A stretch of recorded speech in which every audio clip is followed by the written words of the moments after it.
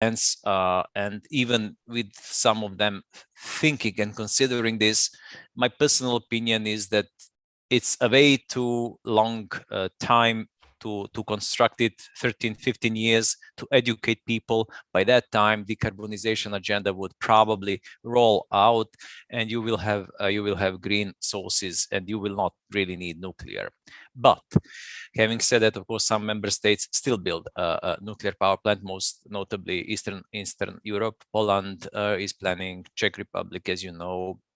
And now you're asking me probably about Germany, because Austria constructed nuclear power plant in late 70s, and on the referendum a couple of days after, they decided never to use it. So they will never use this nuclear power plant. There is a ban, a law against it for 50 years. Spain and Italy also.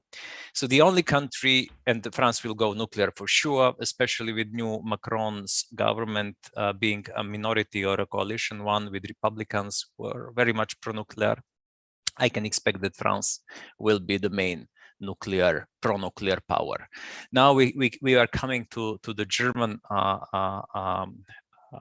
dilemma, and I don't want to speculate about German policy. I don't want to be in their shoes, but I think that maybe that decision about taking out nuclear and phasing out coal and relying on Nord Stream 1 and Nord Stream 2, was not always the best policy.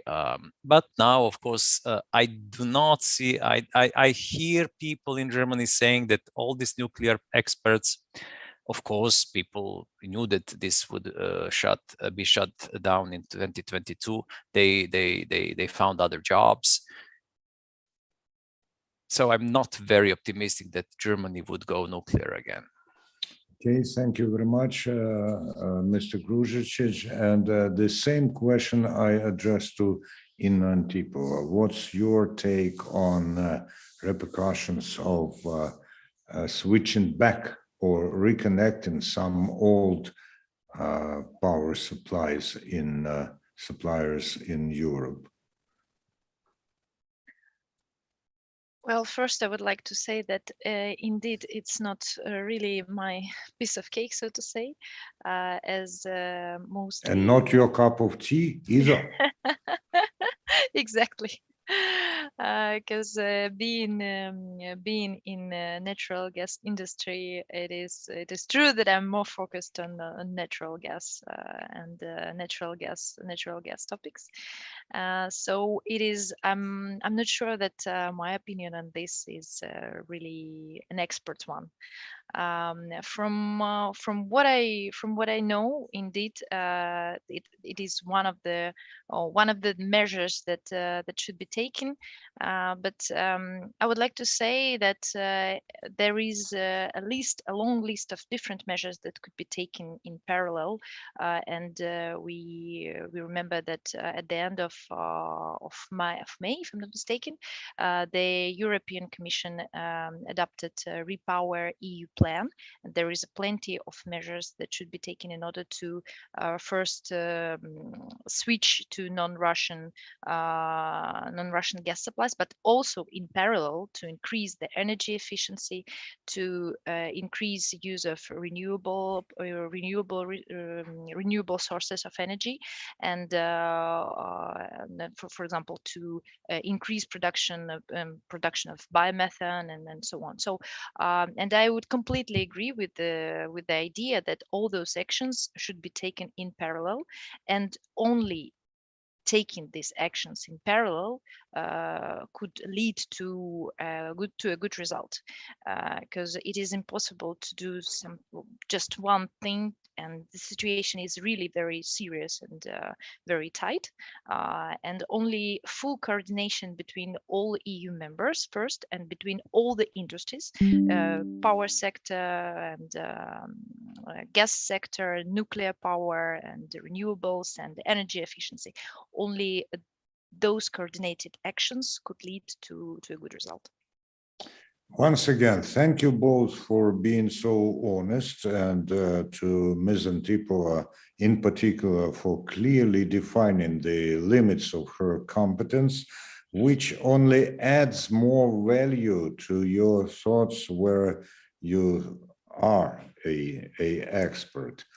If you would like to make some concluding remarks on the topic, or probably we have not touched upon some issues that you deem very, very important at the moment, I'm ready to offer you the mic.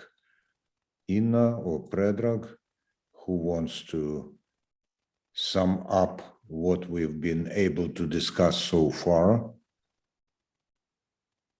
Oh, yes. If I may, Mr. Sure. Kulikov, just, it's not more of a sum up. Actually, I would sum up something that I'm really very proud of, and that's you, Ukrainians. I'm really, not surprised because not flabbergasted, but still that the Ukrainian gas system is working at its absolutely maximum limits in these war conditions as perfectly as it can. This is for me a big thank you for being so professional. This is first. The second is, of course, we worry about Ukraine a lot, gas-wise, electricity-wise. We are very, very happy that this synchronization with SOE happened. This is some security for Ukraine and Moldova. And I'm really, really happy that production in Ukraine is stable. Very little, very, very small decrease. And I'm really happy that so far we saw that your storages are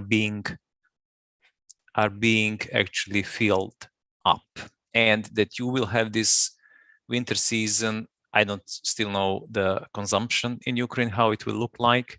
There is a big destruction in demand as well in Ukraine, in industries especially, but there is an upward trend for production of electricity from gas. So in Ukraine, this is completely different than in Europe, because in Ukraine you don't have now enough coal. This is what I understand, although I'm not an expert on electricity as Inna, so I want to limit myself. Anyway, the security of Ukrainian supply in next winter will definitely also depend on the situation in European markets. And this is something that we follow. And I'm also grateful to EU member states, the neighboring member states, which are increasing their reverse flow and firm capacities for potential additional imports to Ukraine. But still, the big issue for all contracting parties, especially Ukraine and Moldova, and member states, will be the issue of finance, because gas is really expensive, electricity will be also expensive. So we need to tackle this issue. I was really happy with what gas market in Ukraine achieved by 2022. Now you see some, of course, during martial law, you have different regimes market is practically suspended, and we will need to, in the recovery period, to see how to help Ukrainians to get back to new normality. Thank you. Believe me, Mr. Gruzicic, that every word of support and every thought that you give to us means quite a lot to us, especially because of late, some people in our country have noticed that the interest towards Ukraine is waning. I personally do not think that this is a tragic development, because people obviously need some respite in their attention. But what you have told us just now is proof of the fact that people who matter keep Ukraine under their eye and do what they can. In Antipova, still some summing up remarks from you. Yes, so from my side, first I would like to thank indeed the European Union for their support in this situation and with what is going on. And I would like to mention the fact that actually such actions of Gazprom and their attempts to somehow break this unity between the European Union, between Ukraine and European Union, is actually the demonstration, the fact that our actions work, and it makes them worried, and it makes them acting in this way with the market manipulation, with all of that. So that is why I do believe that probably the Russian government, starting this aggression against Ukraine, starting this war, didn't expect such level of unity, such level of common reaction, and it only proves that what European Union is doing right now, and what Ukraine is doing right now together in joining their efforts, it is the right thing to do. Indeed, the European Bank of Reconstruction and Development, EBRD, helps a lot to Moldova, helps to Ukrainian Naftogaz. There were some announcements regarding loan agreements, and so that is why indeed the European Union is not staying aside, so to say, from the problems that Ukraine is facing or Moldova is facing, and it is a good sign. And although the situation is not easy, and the winter will not be easy at all, but I'm sure that it is manageable, so to say, and we will cope with that one. We shall overcome, as a famous song says, and you know, there's quite a important surprise for us, because we are now being joined by William Kopels. I think, yes. He looks yes. like Erasmo Rotterdam of Rotterdam. Well, this means that he's a well of wisdom and practical knowledge as well. Mr. Kopels is from Energy Resources of Ukraine Group, and he's the director. I wonder if we have, yes, we have established the connection. And we are discussing here what is being called by some the Russian-EU gas war, and by some other people it is called market manipulations. I think that the essence of what is happening is not changed, whatever you call it. And the question is whether Russia has the chance to be successful in its attempt to blackmail the European Union into launching Nord Stream 2.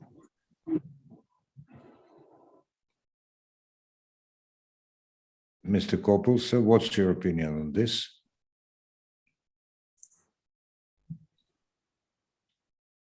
Again, I guess it's not be great because I'm in the taxi, but so I missed your discussion. Unfortunately, I just come from Ewo in Essen. I think if you speak about blackmail, maybe there's a tentative to blackmail, but there's I think that is already gone. I mean, Russians are every time in the last couple of months trying to find a reason to reduce the flows of the ruble payments. Now this compressor thing on Nord Stream 1. So I think all the people I talk to, also from the big companies who are customers of Gazprom, they are completely shocked. They don't understand. They consider that this, well, maybe this is blackmail, but for what? To obtain what? That Europe will go back and make concessions on sanctions on or whatever. So it's a kind of strange way of blackmailing, because I think Europeans now have closed the chapter of Russian gas. That's what's happening. So either Russians, they close themselves, so they will not restart Nord Stream after the maintenance that will happen in July, or they do, but so the European companies who still have long-term contracts, they will offtake if Russians supply, and if they don't supply, okay, then they will find alternatives. So, but there's no blackmailing the gas cannot be the gas blackmail or what is happening on the gas has no impact, or it has only negative impact on the sanctions and other topics in the politics. So Nord Stream 2 is a completely closed chapter. Nord Stream 1 is closed chapter if the Russians close it themselves. So, and Europeans don't make a link to any other topics. It's not creating pressure on other topics. That's all. So everyone is shocked and everyone is trying to cope with it on the gas business side. And of course, it's not easy, but not going into the politics of this matter, technologically, is it possible or feasible to go back to the situation that we saw before all these developments started? So what do you mean?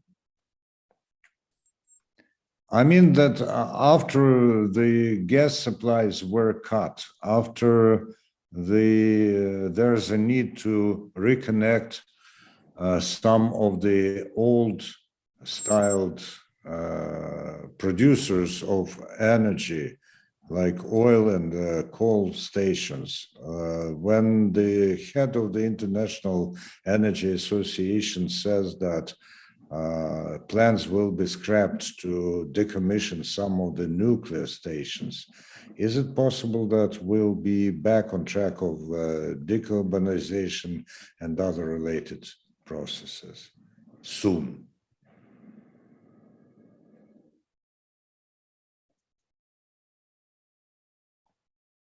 In Germany, I think it's very simple. I mean, they will not come back on this, so they're now running coal or starting coal again. So I don't see how we can go back to something that was before crisis. I mean, so the Russian gas will be replaced by LNG. Unfortunately, we have massive problems with connections. Anyway, what William Koppels was able to say was very, very important, and it remains important. And of course, we will watch the situation and come to you with more on the situation as soon as we are able to organize impeccable streaming. Meanwhile, I thank everyone who took part in the discussion and everyone who watched. And in advance, I thank also those who will watch this on the iClub.energy website and on the YouTube channel of the Energy Club. Thank you very much, Ms. Antipova. Thank you very much, Mr. Gruzicic, and also Mr. Koppels. We'll meet again in better conditions, I believe. Rest of the day. Goodbye.